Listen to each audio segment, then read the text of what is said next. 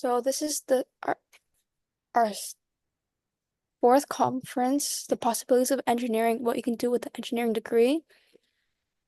Science Holic is a youth-run nonprofit that aims to introduce intricate scientific concepts in a manner that's fun and comprehensible to teens. It also serves as a free resource for students to learn more about science topics.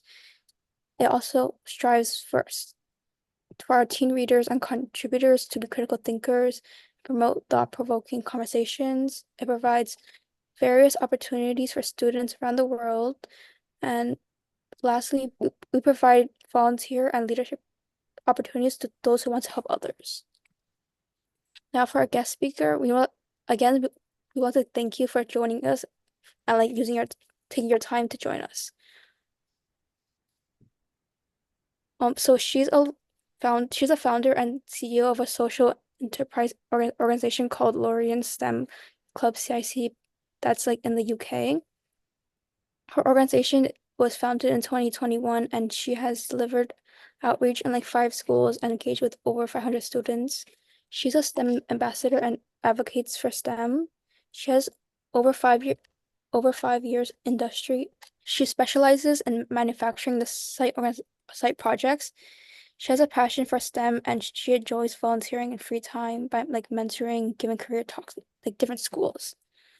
And attendees, send any questions in the chat. We'll go over them at the end of the webinar if they already have been answered by our guest speaker.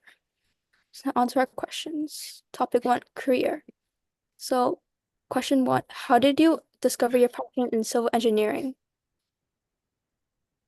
Yeah, so hi everyone, and thank you for introducing me, and hello to everybody on the call, or good evening because it's quite late in the UK.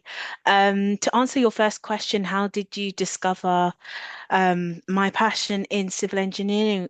Well, I think at the start, I didn't even know much about civil engineering, but of course, now I can definitely say that I'm very passionate about civil engineering and the career that I'm in. I think initially it took initial interest. So I think from the start, I developed an interest first in civil engineering.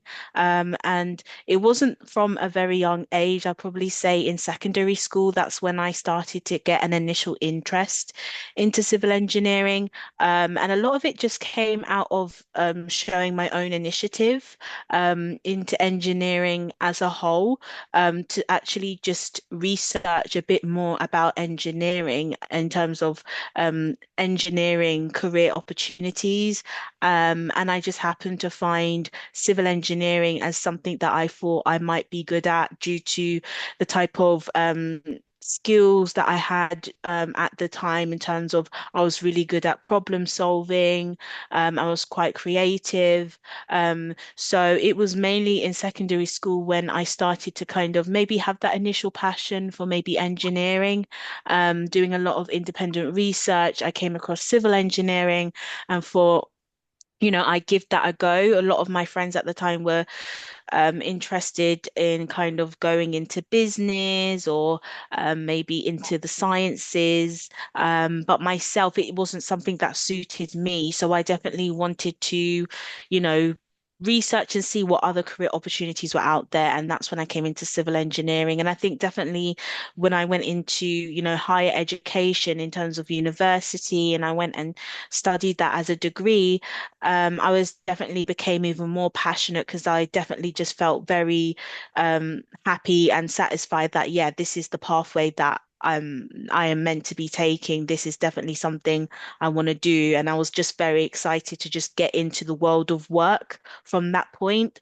So I think my passion really kind of like excelled or got like more increased while I was at university, maybe because I was amongst a lot of other peers who were also studying civil engineering, and we were all just very passionate and excited to really get out and use the skills that we were learning as well. And just being in that setting where everyone else is kind of studying civil engineering and seeing and being lectured and taught by lecturers that were also in the industry as well, that can give you so much knowledge. So I think initially I didn't have a passion, it was just an interest and a curiosity, but my passion definitely developed, and that was kind of like the how it kind of developed over time from secondary school up until now. But I'm still very, very passionate about civil engineering today. That's good. Just it's good if you just like what you're doing. One Yeah, Our co-host just left real quick. I'm gonna let her back in. Queenie? Wait, Queenie? She?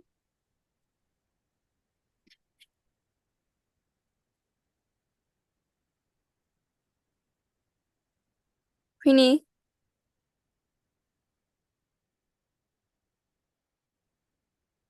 Sorry. it's okay.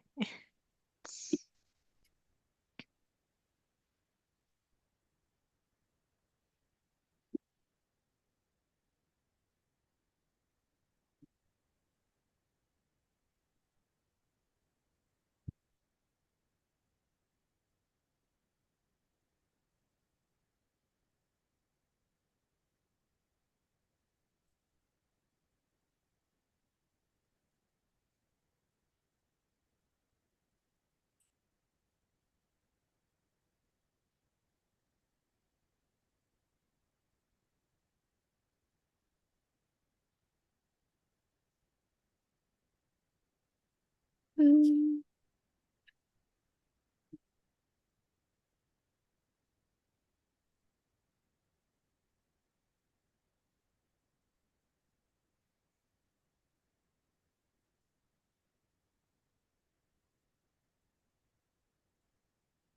so she's having technical difficulties, so I'll just record the meeting from my own side. Let me see. Mm.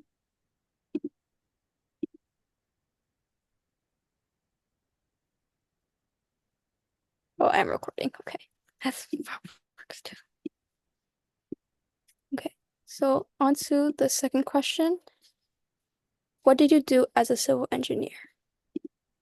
Yeah, so um, being a civil engineer is actually, we're involved in lots of kind of different things. Like, firstly, civil engineering, because I know some people might not know like what a civil engineer actually does, and like we basically design infrastructure. So a civil engineer could design buildings, all types of buildings. They can design bridges, or they can design roads, but also they can be involved in drainage as well. It is very, very broad, and then you've got different sectors that you could specialize in. Myself, I firstly work in the manufacturing sector. So as a civil engineer, I work for an engineering and design consultancy. So I'm mainly based in the office, but I do actually go on site as well and see these actual kind of infrastructure projects come to life in terms of when they're being built on site.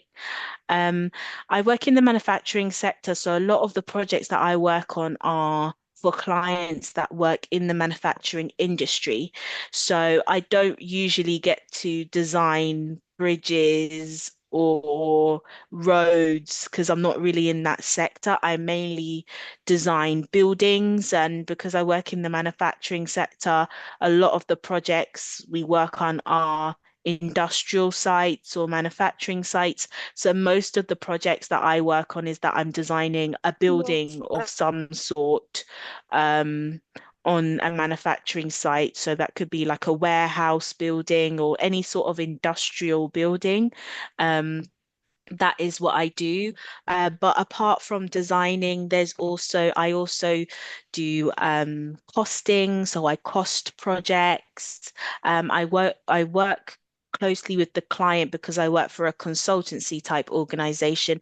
We're a really client, like face to face, like with the client, like client focused. So I work a lot with the client. Also, we liaise with subcontractors, suppliers, and also I work in a multidisciplinary team. So my organization is based off consists of different types of engineers, not just civil engineers. I work closely with multidisciplinaries, so process engineers, mechanical engineers, electrical engineers, and also site construction managers as well, and quantity surveyors as well. So being a civil engineer is very diverse, is broad, and not every day is a different day, which is what I love about it. And that's just some of the things I get up to. Also get to visit site, get to visit different manufacturing sites. So I get to come out of the office and kind of get to, go on site and see different processes and get to understand different sites and how they work as well. And also I get to monitor construction. So once I've actually designed a structure, I get to actually visit site and monitor the construction and make sure that the the what is being built according to the designs that were made, which I really love, which I love about being a civil engineer, just getting to see what's been built on site in real life and seeing your designs on paper come to life. So yeah, that is kind of essentially what I do as a civil engineer. That sounds fun. Yeah, definitely is. Question three. What is a piece of advice you have to give to students who are also interested in civil engineering? Yeah, definitely. A piece of advice that I would give to students who are also interested in civil engineering is like, firstly, that's amazing. It's always great to see students interested in just engineering and also just STEM careers as a whole, because I think a lot of what I do is like, as you mentioned at the beginning, is like I'm an advocate for STEM and a STEM ambassador, and I really do want to see more younger people take up STEM careers. Um, and advice that I would have to give is just like keep going. Like it's really good that you have that interest. And I just say just work as hard as you can, because if you're a student, you're generally quite young, and at this time is the best time to just be focused on your education. Um, I know a lot of students sometimes worry when they want to pursue a career like in engineering or a career in STEM careers in general, is like, do I have the grades, or do I have the enough grades to actually pursue this career? And I know that can sometimes be a worry, but I would definitely not like be too worried about, excelling in kind of STEM subjects. I know that's the ideal goal, but at the end of the day, I think as long as you got that interest and that passion, and it's then that's the main thing. And STEM engineering careers is mainly based on kind of more of the practical skills that you need to have. So as well as being academically great, you also have to have that kind of that spark, which initially that you've got from just being passionate for civil engineering, but you also have to have that creativity, also soft skills, problem solving. Are you able to communicate with others and work in a team, collaboration, and all those things make a great civil engineer as well. So don't worry about too much about the academics. You don't have to be a whiz at maths or a whiz at science. So that would be one piece of advice, is just to work as hard as you can, because it will definitely benefit at the end. Um, and definitely like just use your own initiative as well. Because the engineering is so broad and diverse. So maybe spend this time now to see kind of maybe what sector you might see yourself in the future, because engineering is just such a huge sector. I'm in the manufacturing sector, but there's so many other sectors like road, highways, aviation, um And so many other sectors. So being a civil engineer, you could just be doing something totally different to myself. So maybe from a younger age, maybe start doing that initial independent research, because it will really help you and help you in the long run in terms of, your career goals. That's a good piece of advice. Thank you. Now the next question. Apart from your like civil engineering career, why did you choose to create your organization, Lauriann STEM Club CIC? Yeah, so I've now spent over 5 years in the industry, but I think around in early 2021 is when I launched my own organization, Lauriann STEM Club. And at the time, that was when I was still quite young in the industry, maybe had spent like at the time, maybe about just about 3 years then in the industry. I've always been passionate for STEM. When the company I work with now is the same company, is the very first company that I worked for since graduating at university. So I've just been with the same organization since I left university. And it's really built up my skills and my knowledge and everything like that. But spending a few years in the industry, I really wanted to kind of be an advocate for STEM in terms of I wanted to see more people like me, who look like me, especially get into these engineering roles. There's still kind of quite a lack of diversity in engineering in terms of lack of females, and I just wanted to do more to promote more diversity in engineering, and also STEM as a whole, because the STEM workforce can all be improved to include more diversity in the STEM workforce as a whole, in relation to the UK, where I'm based, at least. Um, so I wanted to do something locally first, in my local community. So before even starting my organization, I was giving back to the younger generation anyway, in terms of STEM. I was a mentor at my previous university, mentoring undergraduates to prepare them for life, once they graduate from university, and just giving them, sharing my advice like I am today. So even like with 3 years experience under my belt, I'm always trying to give back and share my knowledge with others, and I wanted to do the same. I was thinking, how can I do something in my local community? How can I, you know, do some outreach in schools and promote STEM more, and hopefully, inspire more kids to pursue STEM careers, just like me, because I didn't really have much role models in STEM when I was growing up. So I saw there was kind of a lack of that, and I wanted to kind of be the face to go into schools and be that kind of inspiration for kids to see, to show that, if I can, be successful, as a civil engineer, then you can also be successful in whatever STEM career that you choose to take. So that was really the reason why I chose to create my organization, is to promote STEM, to kids, and encourage more ethnic minorities and also females, to pursue STEM careers. And yeah, so far, it's been about three years now since we started Lauriann STEM Club, and we have worked with a lot of schools within the area in terms of delivering outreach through workshops, career talks, hands-on activities.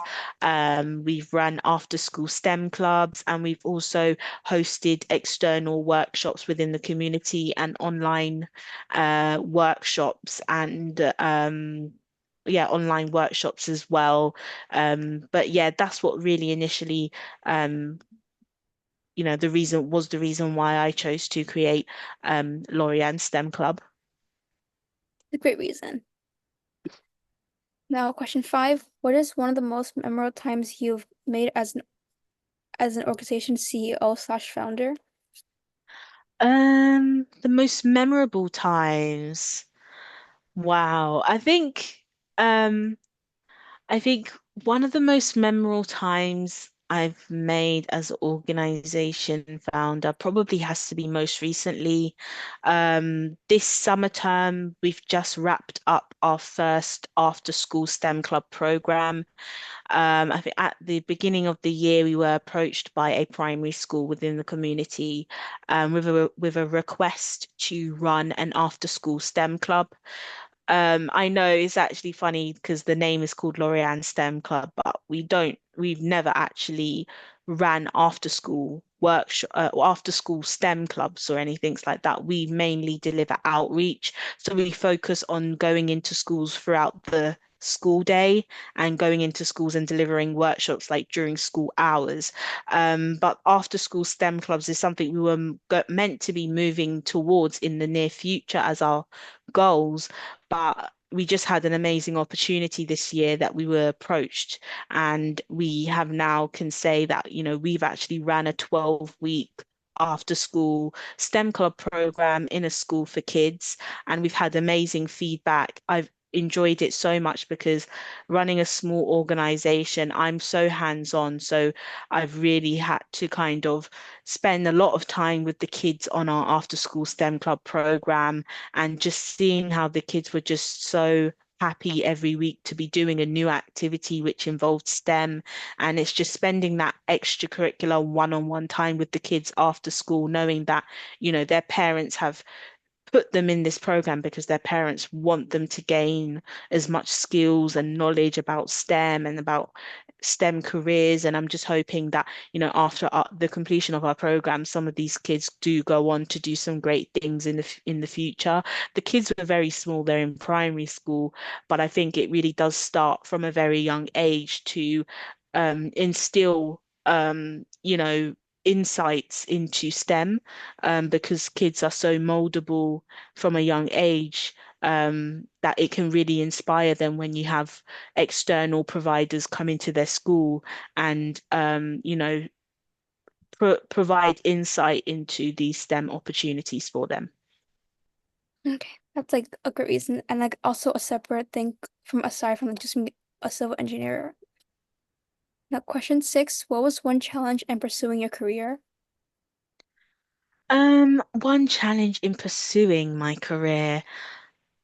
Um, Probably the one challenge would be, and I think, yeah, there wasn't many challenges, but definitely one that stood out to me is just like starting off in your career. In terms of when I started with the organization I'm still at, I think it was quite challenging at the beginning, in terms of adapting to the workplace environment, because it's one thing kind of being at university studying civil engineering, but it's so different when you are now in the workplace, especially as a fresh graduate and you've just joined a company. It can be sometimes overwhelming because you may feel like there's just a lot of information being thrown at you. Two, you might feel a bit intimidated in terms of like your experience compared to other people's experience in the organization. So that kind of lack of experience. And also it's just kind of like now you're in a more professional environment, getting used to how you're meant to interact with people, how to follow the right processes as well. But all these things you learn as you go along, but it can just be a bit overwhelming because you might get overwhelmed and feel like you have to just be excel at everything, especially me. Always been someone who's excelled at everything. So to be now put into the workplace and seeing that, I'm not going to get everything right the first time. I'm not going to be able to kind of complete a design perfectly in the first try. Like your work will go through other peers and other mentors, but that's something that you will learn along the way, that you're not going to get everything right. And it's just a process. Everything is a process. So I just had to learn to understand like everything is a process. But I can now like look back at that and say, yeah, at the beginning it was a challenge, but now it's just made me even a more better civil engineer because I had to go through that 5 years of putting in the work, learning and everything like that, and you're always learning. Even if you go to university, you cannot expect to learn every single thing, because when you go into the workplace, they're going to train you anyway, to follow their own rules, their own processes, their own ways of working. So yeah, I think that was just the main challenge, just like starting off in a new company, fresh from university as a graduate. Makes sense. Starting is always the hardest part of a journey. Yeah. Question seven. What does your daily schedule as a CEO look like? Yeah, so my daily schedule is literally, to be honest, all over the place because I still have a full-time job, and and then I also run my organization on the side. So essentially, I work a 9 to 5 as a civil engineer. And basically, outside of those hours is like my leisure time, my chilling time, but also my time that I'm just working on my organization. Um, so essentially, a typical daily schedule would be like working as a civil engineer during the day. I actually start work at 8:30 a.m. and I finish at 5 o'clock. And I do that through Monday to Friday. Luckily, I actually work from home. So before the pandemic, I used to go into the office, but after the pandemic, like during the pandemic, I started working from home. And now, ever since, I've been working from home, and I really enjoy it because it does give me that more flexibility. And it helps because I have a business that I run on the side. It really does help. It kind of like saves time. I can just jump from one thing to another more easily. If I want to check emails coming through from Lauriann STEM Club, I can easily do that. So that's given me more flexibility. And then outside of work hours, I'm then working on Lauriann STEM Club. So like in the evenings and the weekends. So I've got a small, so initially when I started the organization, it was me, but over the years we've now grown that we actually now have a small team. And we're volunteer based at our organization because it's a community interest company. So all of the people that kind of work behind the scenes, they're all volunteers. And we have like a small internal team of volunteers from social media managers to outreach, to school outreach coordinators, administrators as well, and a sales lead. They're basically my small, tight-knit team that just do amazing work to support me and to support our services and what we do.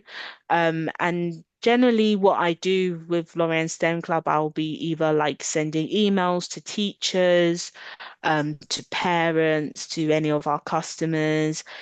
We promote new workshops and events coming up as well. We are planning new events and planning new workshops within our team.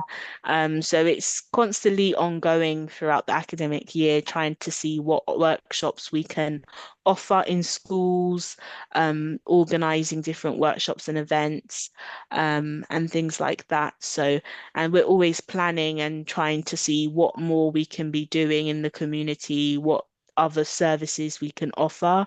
Um, for instance, from next year, we're going to be starting a mentoring program where we want to start matching STEM professionals with students in schools, to give them, for them to work with a STEM professional and to be guided and supported to help them find their career path into STEM, as well. So that's something new that we're kind of in the works now, kind of preparing all the documentation and everything like that, so we can actually start that and launch that next year. So a lot of things that we do, and I'm always busy, but I like it. So yeah, I'm quite busy all the time.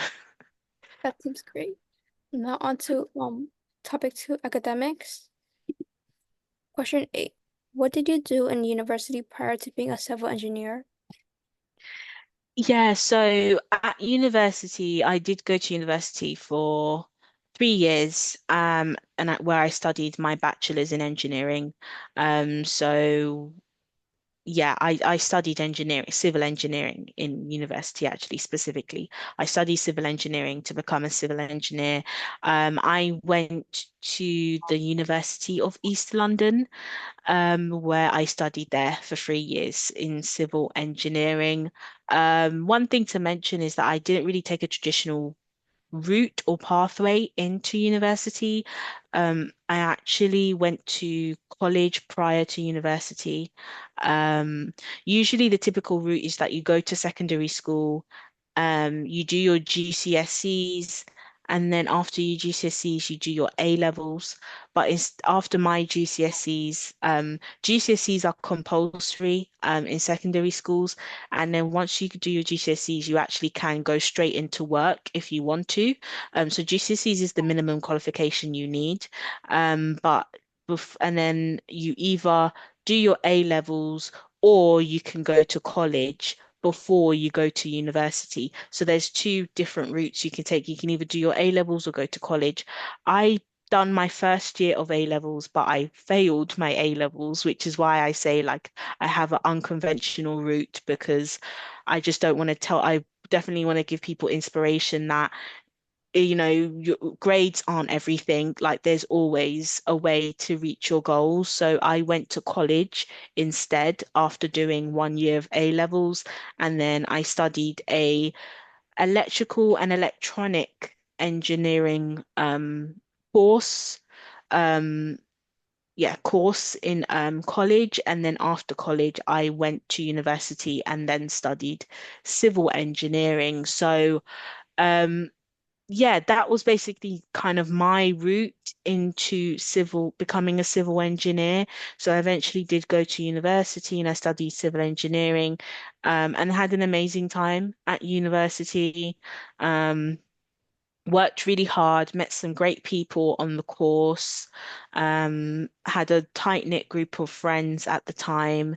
There was a lack of it was very male dominated, but definitely compared to college, there was more girls on my course than there was in college. I think I was the only girl studying the electronic course, the electronic engineering course at the time in my year at college, whereas when you go to university, universities are bigger institutions. So you do get people coming from across different parts of the UK to go to university. So we had I would say like 5 girls in my class. So we were all very tight knit and very close.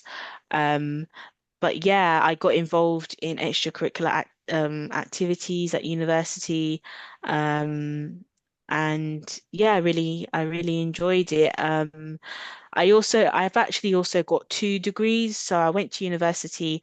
I graduated in 2000. I went to university in 2015, graduated in 2018, and got my first job in that same year in November 2018 for the company I'm working for now, which is called RB Plant, which I mentioned is an engineering and design consultancy. But what's really interesting is that so I've got 2 degrees. So while working at RB Plant, I actually went back into university and done a top up on my degree and studied my master's, which my company had sponsored me and has paid for. And I just recently graduated with my master's degree this year. So I just completed my second degree in February this year. I completed my second degree. And what was great about going back to university the second time round is that my my fees for my degree course were covered by my employer. So actually, because I know there's a lot of kind of choices to make when you go to university. Do you want to study a bachelor's or do you want to study a master's? Um, so sometimes it can work out that you can just study a bachelor's, you can go into the world of work. And if you do want to get a master's, your employer can sometimes be able to sponsor you to kind of get a master's degree, which happened in my situation. But yeah, that's what I did prior to being a civil engineer. That's great. Congratulations on your master. Sorry. Thank you. Question 9. What extracurriculars were required to get into the university you got into to become a civil engineer? Yeah, so it's been a while now since I've applied for my first university, but I think when I went to my first university as an undergraduate, um yeah, as an undergraduate applying for my first university, I just remember you have to definitely write like a personal statement explaining why you want to go to that university. Um and you definitely have to kind of show them why you want to study that particular course, number one, and why you want to study that course at that particular university. In terms of extracurriculars, it's a bit hard because obviously you're very young and it just boils down to kind of what have you been doing um at school really. That's all you and which is why it's really important that, when it comes to like things like work experience, it just plays such an important role because you kind of have to show the university that you've made some initiative, some effort to kind of or actions to show that you want to really, pursue this career in civ to become a civil engineer.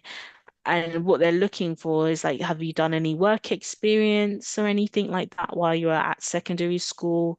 Have you, yeah, like have you done basically to kind of show that this is kind of like the course that you definitely want to do. So probably recommend like doing a work experience, which I know in the UK it's kind of mandatory that at least you do one form of work experience definitely throughout the duration of attending secondary school.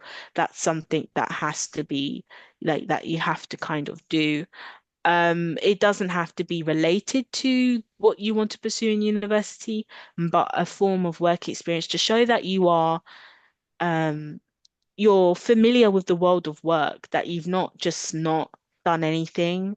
And if you've got like a part-time job, I think that would be very helpful as well because you can basically doing like a work experience or having maybe like a part-time job, it's just showing that you're able to work with others. It's showing that you have all the soft skills at least that are required and something that you can build on when you reach university. So like working with people, being able to talk to different types of people, communicating with all types of people, working in kind of in different types of environments, be able to, being organized, being punctual, all those things. That is something also that, universities are going to look for, in a candidate to go be accepted into a university. I know you're not applying for a job or anything like that, but university is basically leading you onto your career. So they just want to see what initial steps have you made so far while you've been at secondary school to show that you've got what it takes to commit to this degree as well. So it is about so of course they want to see what your grades are as well, but extracurriculars are really important to show kind of who you are as a person. Um, yeah, so if you've got any hobbies, that's always helpful to show as extracurriculars because you want your personality to also come across as well, to get into university. I don't know how it is in other countries, but I know in the UK, like when you're applying for different universities, you have to submit a personal statement, and a personal statement has to show some evidence of, who you are as a person, what have you done to show that, you are going to commit to the time at university to pursue your degree and that you're going to and that you have the grades to back to back that as well. It incorporates different things, but when it comes to extracurriculars, I definitely say like, show being able to sh have some form of work experience, whether it's a part-time job or even like a week of experience or work shadowing, is really helpful. Um, on a personal statement, and maybe you probably come across a bit more favorable to get into the ideal university that you choose to get into. Okay, thank you. Last question. How did university help prepare you for becoming a civil engineer? Um, it has helped me so much. University is a place where you're able to mature. Because I know when a lot of people, when they come to university, a lot of people, it's their first time being away from home. A lot of people can live on campus as well, and a lot of students, it's their first time being away from home. So they have to kind of juggle being away from home, like becoming an adult. It's really like a test, really, like to help you become an adult. And especially for me, I did live on campus throughout the whole 3 years of university, and that alone shaped me to who I am today. I definitely believe that.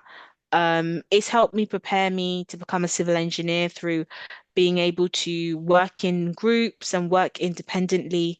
A lot of the courses and modules that I've taken involved a lot of group work for some of the courseworks, a lot of lab work, so doing experiments, and a lot of independent work as well. And most of it is independent work because you've got to show you've got you firstly you have to come to the lectures as well, so that takes independence alone to be able to make sure you're punctual to your classes, to your lecturers, you're on time, and making sure you spend time outside of the lectures to revise the topics and the content of the course of the module, and revising for exams and doing your coursework and submitting your coursework. Like all of that is involves a lot of independence as well.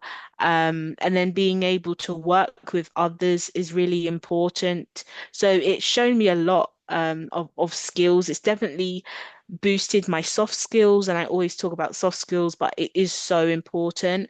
Um, Definitely my analytical skills, especially with certain courseworks where you have to definitely analyze data, do calculations as well, submit reports or long theses. Also, the end of the course, you have a dissertation to write as well, which is like a long dissertation, which you have to find a topic of choice that you have to write like thousands of words on something that relates to um, the industry that you want to go in or relates to any civil engineering topic. So all of that, like your reading skills, your writing skills, analytical skills, and of course, your technical skills, certain modules where you have to learn, the technical aspects of being a civil engineer, understanding the fundamentals of drainage, the fundamentals of geotechnics, the how the soil interacts with the earth, understanding concrete, steel, concrete design of buildings, steel design of buildings. So all of that has just helped me to become a civil engineer, learning all the theory and all the fundamentals of designing infrastructure. Most importantly, has definitely just helped me to become a civil engineer. That sounds great. Okay. Now moving on to the live Q&A. Attendees can send in questions through the chat.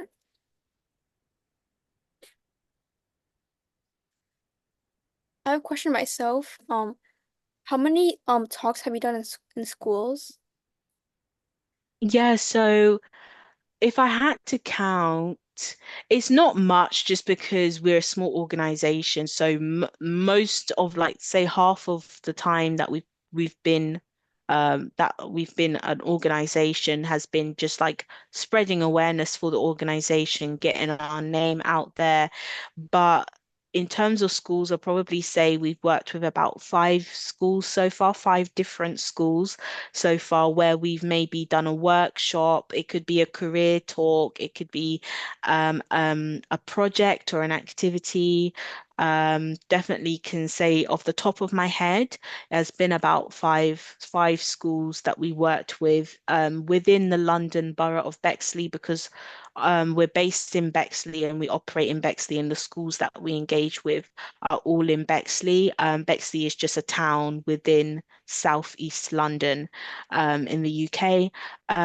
So that is where the organization is based. And yeah, off the top of my head, probably about five different schools that we've delivered workshops in, whether it was like a project, hands-on activity, career talk, or something like that. So we've actually engaged with at least 5 schools so far since 2021.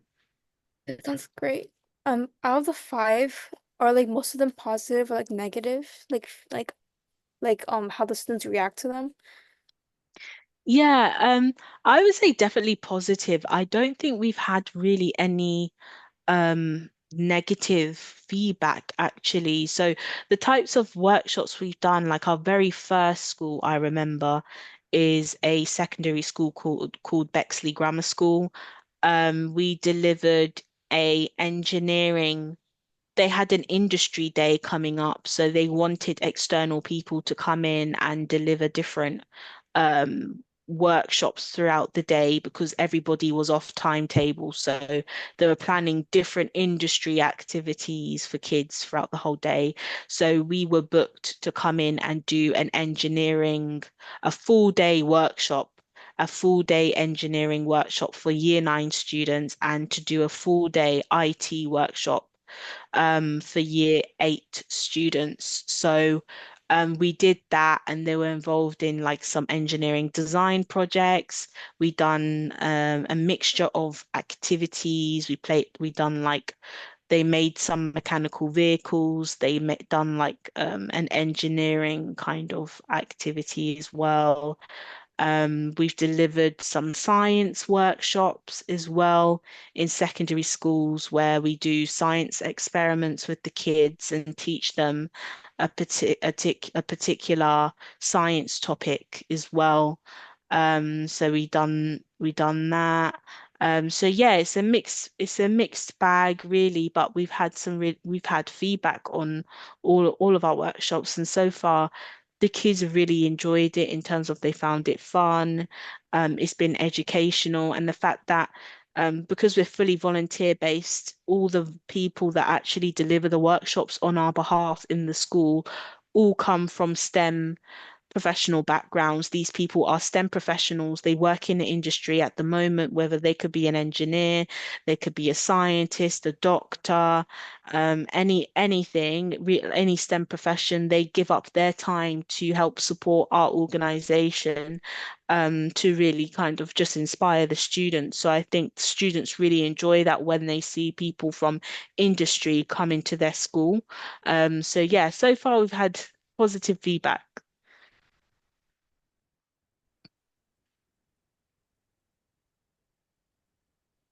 That's great. Okay, this is our engineering magazine. And then following up, this is our socials. Our website is this. Our Instagram is at ScienceHolic Official. This is our email if you want to contact us for like in collaborations or anything. If you want to work with ScienceHolic, this you either join as a team member, send in blogs or like magazines, or like just join our mailing list. And then these are the rest of our partnerships that are gonna be happening the rest of this week. And thank you for tuning in. And please tune in later today at 7:45 to 8:45 EST for Marine Engineering 101. And on your way out, please thank Lauriann for taking time out of her day today to have this talk with us. Thank you. Thank you for having me. It's been amazing.